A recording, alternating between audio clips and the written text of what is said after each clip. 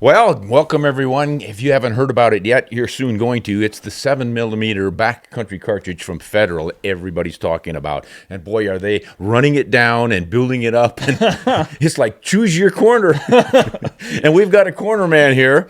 Tate Bradfield's joining me, and he's going to look at the 7BC from the perspective of not just a hunter, but an outfitter, guiding others and advising folks on what they want for a mule deer in the West and elk.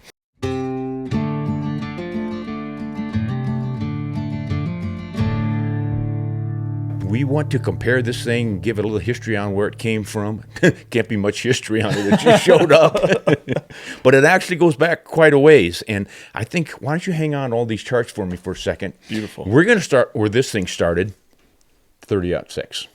That is the grandfather cartridge of a whole bunch of stuff. And that's essentially what this case is. When you look at it, you go, that's pretty close. And that's because it came off the 280 Remington. So they took the 30-06, necked it down, pushed the shoulder forward a little bit in it so they wouldn't cross chamber, made the 280 Remington. And that cartridge just never really took off. No. Had a lot of potential. The idea was to make that thing from Remington compete with the 270 from Winchester. But when they came out with the 280 in 1957, the Winchester had been around since 1925, and it already had a huge following. It was pretty hard to displace the darn thing. And the biggest mistake they made was that they did not give it much chamber pressure. Yeah. It was like 58, I think, 1,000 PSI compared to 65,000 PSI in the 270. Which doesn't really make sense because they're using the same actions. But It's the same cartridge case, the same rifles. Yeah. But they did have initially an autoloader and a pump action. Oh, And they think that they probably throttled it back because of the autoloader. that makes sense. Yeah. And then they had all kinds of problems with it. They decided to change the name to reinvent it many years later. So they were going to come out with it, calling it the 7mm 06, which is what initially it was as a Wildcat cartridge. Which, as an American type cartridge, which was, I think, what they were going for. They were trying to kind of have they had the 7.64 Brennecke in Germany at the time. And this, I mean, you put the 7.64 Brennecke next to that, they're almost identical. Right. And I think that they didn't want a German 7mm. They wanted to stick with 28 caliber, 280. Yes. Yeah. And so, honestly, they probably would have done better if they would have named that the 706? Yeah, the 706. Yeah. Well, they actually made some brass that they head stamped 7mm 06 Remington. Wow. And then they thought better of it and said, no, don't put it out. But a few rounds slipped out. People have them, I heard, in collections. So if you have one of those, don't throw it away. There's not many left. But then you know what they did with it? Instead of calling it the 706, they called it the Express, the 280 Express, which was like a sexy new name for something really fast, right? You know what happened? What? 7 Rem Mag shooters bought it and tried to shoot it in their 7 Rem Mags, and it didn't work. It wasn't great. Talk about a PR nightmare. Remington had a knack for that kind of thing. So eventually they just said, to heck with it. We're going back to calling it the 280 Remington. And it just never took off. But it's now going to shine because look at how close it is in size and shape to this new 7mm Backcountry. Yes. Now, it looks to me like the Backcountry has straighter walls, not quite as much taper. A little bit more like that one. Bingo! There's the magic. The 280 AI, which is one of my personal favorite cartridges. Yeah, it's gotten really popular, and I think what they're trying to do with this BC is replicate the velocities of the AI, the 280 Ackley Improved. In conjunction with the new technology that they're using. Yes, and that's the big story, guys. The reason this thing is silver and these are brass is because this isn't brass. The BC, the Backcountry cartridge, is based off of a steel cartridge. Yes. And that's the critical component here because what they're doing is they're pushing the maximum average chamber pressure from 65,000 that you get out of the 270 and the 280 Ackley Improved and most modern cartridges to 80,000 PSI. Huge pressure increase. 15,000 PSI increase in pressure. And that enables them to push a bullet faster. Out of a shorter barrel. With less powder. Yeah. Now let's look at some numbers. Okay, here you go. How does this BC compare? On these charts, we went with a 24-inch barrel on everything to even them out. We tried to make this as even across the board as we could. 155 grain bullet What bullet is it again? It's the Terminal Ascent. Terminal Ascent. Because they offer a 155 grain bullet in this, not a 150. Most of your other Yes. 280s, you're going to have a 150, a 160, a 175. They're a little bit different with this one, but we're going to just pretend everybody's gotten loaded with a 155 grain bullet. And now we're going to find out what happens when we do that. So what do we want to compare them to? All of these? Let's as we're doing this, let's compare them across the board with what's up here currently. But not the 30-06. Not the 30-06. That's a little different. Let's put the 7 Rem mag in there. 7 Rem mag up there. Okay. 280 Ackley. You got a sheet with a 280 Ackley on it I do have there. a 280 Ackley. It's right there. No, just go with the two regular 280. Oh, the 280 regular Remington. 280. Yes. Okay, let's 280 do that. Remington. All right. You take that right there, Ron. You keep the next one, and we'll do this one. Cool. All right, so listen. All of these are shooting a bullet that has a BC of .586. And the 280 Remington, if we load it fairly hot, I'm looking at hand loading manuals now and getting this data. 24-inch barrel, you should get 2,900 feet per second. That's probably pushing that PSI a little higher than the SAMI spec. Okay. Now, you're going to have, I'm going to zero all of these things for a maximum height above line of sight of 3 inches. Yes. So this one is 3.03. I call that 3 inches at 150 yards. Most of them are going to be about that at 150 yards, okay? That gives us our maximum point blank range before they start falling beneath our target. And this one will do that at about just under 300 yards. 3.5 inches of drop out of the 280 Remington at 300 yards. What do we have on that BC? Let's compare it to the BC. We'll compare everybody to the BC, and that one's right here. Oh, I'm looking for it. It's not in the paper. Yeah, it's not in there. That's why you can't find it. So your initial velocity is going to be 3,300 feet a second, 400 feet a second faster than the 280 Remington. That's a lot. And the initial point, where's that? Yeah, 150 yards, you're 3 inches high. Yep. And Very at similar. 300 yards, you're only about 3/4 of an inch low, 0.81 inches low. So not much. Nah, so it's a lot flatter shooting. So you've definitely got an advantage over the 280 Remington. I think the 280 Remington is heading for the obsolescence field. I would agree with that one. Let's keep him up there just for a reference point. Okay. Next Now, wait a one. minute. Well, let's just do energy on these two. Oh, beautiful. while we're Let's at do it. Okay. 300-yard remaining energy out of the 280 is 2,049 foot-pounds of energy. And out of the 7 backcountry, you're at 2693. 2693. About 300 foot-pounds of energy more. Now, Mr. Elk Guy, is this going to make a difference to Mr. Elk? No, he won't know what he was shot by. Yeah, folks generally say 1,500 foot-pounds of energy on an elk Yeah. is kind of what you want for your standard. You could kill it with less, but as a really good ethics starting point, 1,500 foot-pounds is a really good one. So So either one's going to do just fine there. So let's say, hey, there's not a heck of a lot of difference. 3.5 inches of drop versus 3/4 of an inch of drop at 300 yards. Let's go farther. yes. 400. I've got 15 inches of drop here. And right now I have, oh my goodness, at 400 yards I have, Nope, that's your minute of angle. Let's go with inches. oh, the inches? Yeah, a lot of folks don't work with minute of angle yet, so we have just go with inches. 8.87 inches of drop. It's 9 inches of drop versus 15. That's a significant difference. That's a significant difference. This is where you really start to know it. Hey, let's talk about windage too. You're going to get your bullets blown off. This is a big deal in the West. It's windy out here. Yeah. So we're using the same bullet. They all have the same BC, so the wind deflection shouldn't be that much different, but let's just see what this 400 feet per second extra velocity out of that backcountry does for your wind deflection. And let's just jump right out to 900 yards now to make some significant numbers. I've got 9 inches of deflection. 9 inches of deflection. At 400, Let's see here. 7.62. Oh, you said 900 yards. Oh, I'm sorry, I said 400. I meant 400. Whatever I said, I meant 400. 400 yards, I'm getting 9 inches of deflection and a 10-mile-an-hour right angle wind.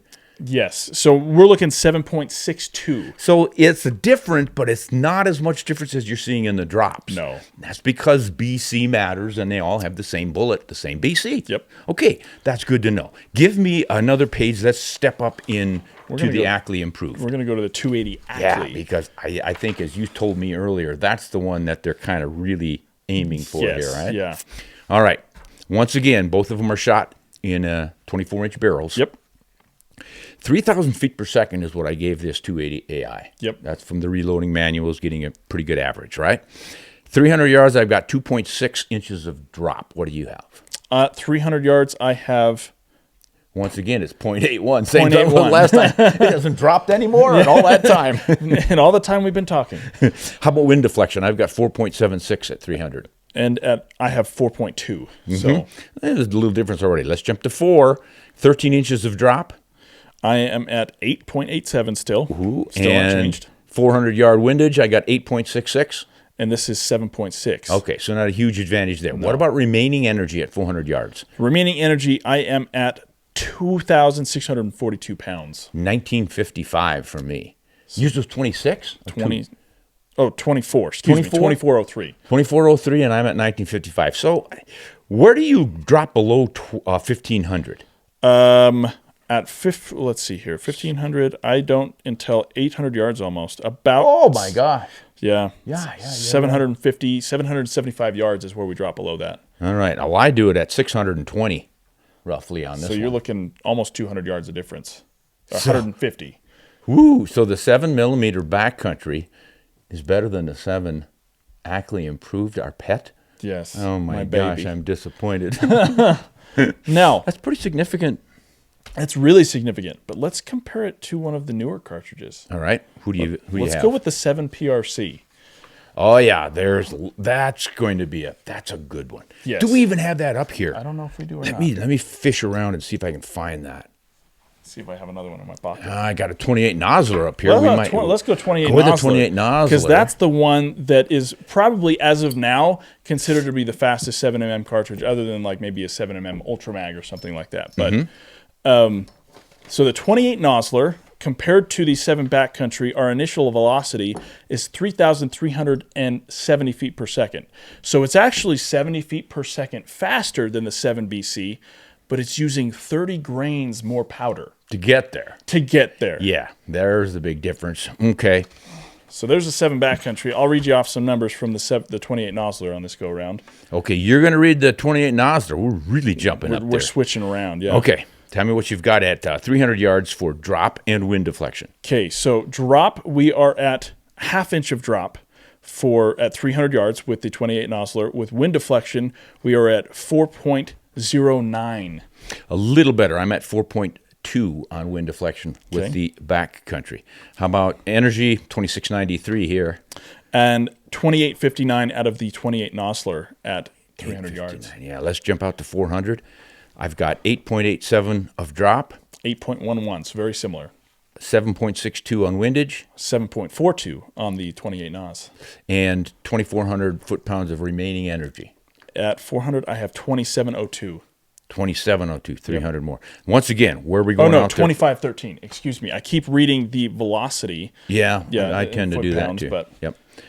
Okay, now let's make a big jump out to where are we going to get that 1,500 foot-pounds of energy drop? 1,500 foot-pounds here. We are at 825 yards. Yeah, and this backcountry is not bad. Like you said, 760 or so. Yeah. So, gosh, For for 30 grains of powder. you can, if you're a reloader, you can reload a whole lot of ammunition with 30 grains of powder if you're doing 100 rounds. We've got some recoil numbers. Let's look Yes. at those. Let's look at those because a lot of guys are going to be thinking about, well, wait a minute here. What's my recoil? To the 7 PRC in an 8-pound rifle, you're throwing this bullet, you're going to have about 29 foot-pounds of recoil energy. Yep. What's it going to be? No, that was the PRC. I'm sorry. It's only the backcountry is only 25.6 Yes. foot-pounds, so it's less than the PRC. And the 28 Nosler, guess what that one is? What is that? Dun dun dun dun dun dun. 36.7 Oh, my foot-pounds gosh. of ouch. Of course, a big guy like this, an old grandpa like me, we don't feel any of that stuff anymore. Heavens no. But some people are pretty sensitive to recoil, and if you are, I don't think you're going to want 36 foot-pounds compared to 25. No. So the backcountry has an advantage of that. And it's less than the 7 PRC. You know, somebody listening to this is probably going to think we're trying to sell the 7 backcountry. No. We do not have a vested interest in any of these. No, we don't. I don't make a penny on any of this stuff. I don't even have a backcountry rifle yet. I got don't to shoot either. Joseph's one time, but I just want to report on what these cartridges are doing. I think it helps all of us to understand how much powder it requires to do this, how much drop you're going to get, and all the rest of these things. That's why we look at ballistic data. I know a lot of guys will say, quit messing around with all that silly nonsense and just go learn how to shoot and hunt, which is pretty fair advice. But most of us can't just run outside every day and hunt. No. And I think in the meantime, we've got an opportunity to study this stuff and learn about ballistics and rifles and bullets and how they all work. And just having that knowledge, I think, makes us all a better hunter. It does. And now here's something from my end. The reason that I am excited about the technology that's being used in the 7 backcountry, because you're using a 30-06 size case. You're pushing bullets faster than the 7 PRC. Now, there's some concerns I have with it too, but I can shoot, like Joseph was telling me that one of the guys from Horizon Firearms made a 16-inch barreled rifle that's shooting as fast or faster still than a 280 Ackley improved. Out of a 16-inch 16-inch barrel. By chambering it for the 7BC. For chambering it for the 7BC. You know, I think that, as much as anything, is what's going to drive the success of this, if it is successful. Yep. Because so many young shooters these days, they want compact. They want it to be compact. They want it to be convenient. Light, convenient, and suppressor. Yes. You put a suppressor on the end of a 16-inch barrel, and you got about a 6-inch suppressor. 22-inch barrel completely. You're back to what we've been hunting with for the last 50 years and over it's here. Curing safe. So yeah.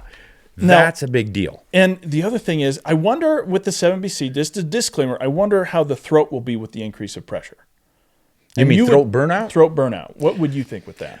That's what a lot of people are concerned about. And the physicists out there, the engineers and stuff, will write in and say, you missed the boat on this one. Because pressure and heat are the same thing. Yeah. And I guess they are. You know, you pump up a bicycle tire and you notice this worm. Yeah. Just because there's more pressure in there. And it'll cool down afterwards, but pressure equals heat. So when you burn that powder and get the temperature up, that's going to increase the heat. And heat is what destroys the throat, the rifling in the throat of a barrel. Yeah. When somebody says you shot your barrel out, I think most guys think that the bullet is ripping down there and eroding the rifling all the way down the barrel. But really what happens is you crack the rifling right where it gets started at the throat. Yeah, and that's what decreases the accuracy. Yeah, so you've got a big flame temperature.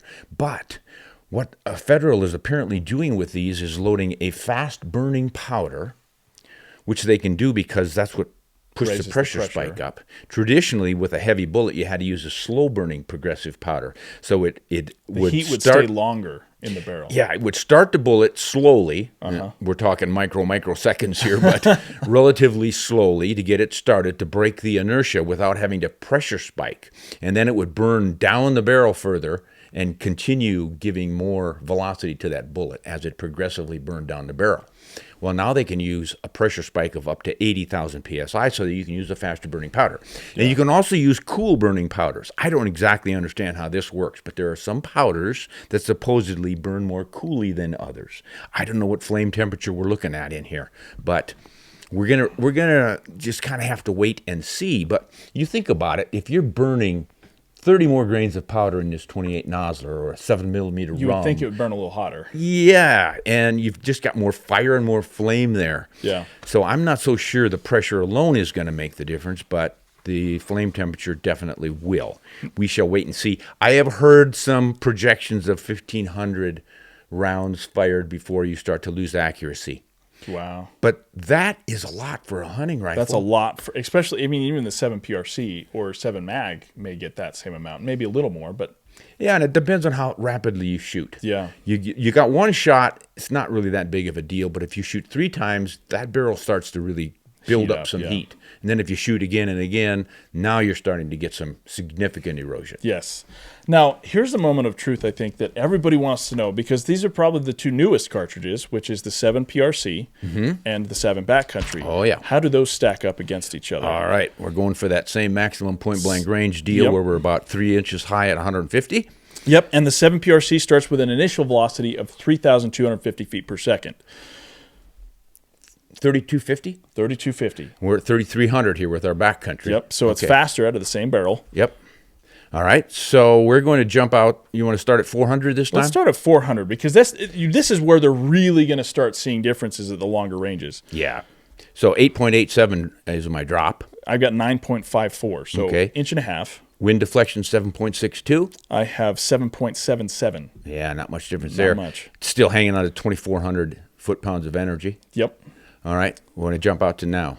Let's go out to 1,000. Let's just see what they have at 1,000. I'm not recommending you shoot at an animal at this range, but 1,000? What are you doing, drag racing? All right, 187.4 inches of drop. 187.4 inches of drop. And we're at 194.87 inches of drop at 1,000 here. You're dropping more. We're dropping more with the 7 PRC. Fair amount more. A fair amount more. Not a ton, about 6 inches of drop is all. How much wind deflection? 56.4. I have 57.7, so not much. Really? Once again, it's the same bullet with the same BC. Same bullet. I'm hanging on to 1,134 foot-pounds of energy. And I'm at 1,092. So that's where the 7 BC will beat it out and is foot-pounds of energy. 7 BC. Better than the PRC. I think the cool thing about the 7 PRC and the 7 Backcountry is the new Rage is all the nice sleek bullets, the longer, higher BC bullets with a good boat tail on them and everything. And the 7 BC is also has the tighter twist weight to the barrel, so it can stabilize those heavier bullets. Yeah, that's a great point too. Not only you have that shorter barrel and you can use a suppressor, but you've got everything already set up for the fast twist, and that's why you're shooting these 170 grain, 180 grain. And you can do that out of the 7 mag, but you have to have usually a custom-made barrel for it. Yeah, exactly. And it's an argument you're going to get with fans of the 7s, the older ones, is like, what's this thing going to do that I can't do? Yeah, if you're hand loading and you got a custom barrel, you can do all this stuff. But the whole point is factory turnkey. ready. Yeah. You buy this, you buy the rifle, everything's set up. You can shoot all those. And they're actually selling ammunition with 195 grain. What's the velocity on those? Let me go get the box. I might have it. I've got one box lying here. This is it. 195 grain Berger Elite Hunter. Oh. Guess how fast that thing's going out of a 24-inch barrel? How fast? 3,000 feet per second. That is screaming for a 195 grain bullet? Yeah. And now if you do it in a 20-inch barrel, it's still going 2850. Yeah. That's crazy. Wow. That's so, crazy. yeah, it just gives you a lot of options, and they're easy options. I think what I'm excited about with this technology, even if it has a barrel life of 1,000 rounds, that's still pretty decent for that kind of velocity with that. For a hunting rifle, I would think so. And what I'm excited about is 300 Win Mag velocities with a 308 size casing. You mean... What? A 308 size casing? Yeah, we'll get a 308 and push that thing put that in the You're making a new cartridge now. In my head I am. Yeah. Oh, see, this is what wildcatters do. As soon as something comes out, they're changing it. So you're going to go to the 308, you're going to put it into this steel alloy. Exactly. I think Federal calls it peak alloy. Alloy. P-E-A-K, peak alloy. What this is, I don't exactly know, but they claim that they were working in conjunction with the military looking for this, and they came up with something that supposedly works. Yeah. So we shall see. We shall see. A lot of people are saying, it's never going to make it, blah, blah, blah. You always get your naysayers, but time will tell. There are plenty of people out there, I think, who are going to try it because... Last count I saw, there were 11 different rifle manufacturers who were chambering for it already. Yeah. And that tells me that they've done enough research to figure out that it's probably worth doing. Yeah. Well, and as a guide, I just got to say that a 16-inch barrel sounds really nice. You really like that sharp stuff, don't you? Yeah, that's not my focus necessarily, but I really am starting to appreciate those suppressors for the hearing protection. They are. What'd you say? Huh? Are we hello we still on here? Can't hear anything. So yeah, I think it's worth going. So are you going to get one? I have reached out to Horizon Firearms about having one made for me. Reached out. Give me one. So we'll see what happens and what the timetable is. I'm sure they're getting all kinds of orders, but I am going to get one specifically for a mountain rifle because I want to, I like testing things and I like to find out from my clients whether something's good or not. And I want to see, I haven't owned one. I'm pretty unbiased about it, but from the numbers that they've been giving, pretty impressive. That's a great way to look at this is to not come at it with a bias. Yeah. Because most of the guys that I talk with and or see their comments on different social media sites, they're coming at it with a bias. I already have a 7 Rem Mag, or I already have a 280 Ackley, and whatever. Okay, great, guys, but just because you have one of those doesn't mean you can't consider what this thing is capable of. I'm not saying you should buy one or you have to buy one, but just give it a fair look, which is, I think, what we're trying to do here. We ran the numbers and kept everything as fair and even as we could. So consider it, but yeah, don't go rush right out and buy one. Heck, just go get a 243 Winchester and enjoy life. Yes, wait for me to shoot some stuff with it, and then I'll let you know how it goes. Yeah, you're always willing to sacrifice for the good of humanity, aren't you? I am. It's hard, but I'll do it. Well, so what are you going to do this fall? You think you're going to get that in time to hunt? I think I'm going to get it. If I get it in time, I'm going to go on a moose hunt this fall. If I get it in time, I'll go and shoot a moose with it. If not, I'll shoot some bears and elk and stuff like that with it. But You need help on that moose? I'm not going to say no if you want to go, Ron. I'm not talking about packing help. I'm talking about shooting help. I pack a lot of animals out. If you're willing to pack a moose out for me, I'm willing. No, I'm not willing to pack a moose out. I'm willing to shoot him for you. That's hard work. It is a lot. I'll pack your moose out of that. All right. Well, stay tuned, guys. We might get to see this poor guy shoot a moose, or this poor moose get shot by this guy. And he might do it with the Backcountry, the new 7mm steel-cased Backcountry from Federal. Things never stop whirling in the shooting world, do they? No, they don't. Somebody's always trying to outcompete each other. Yeah. Well, regardless what you hunt with and what you shoot, we all hope that you hunt honest and shoot straight, and we'll see you next time.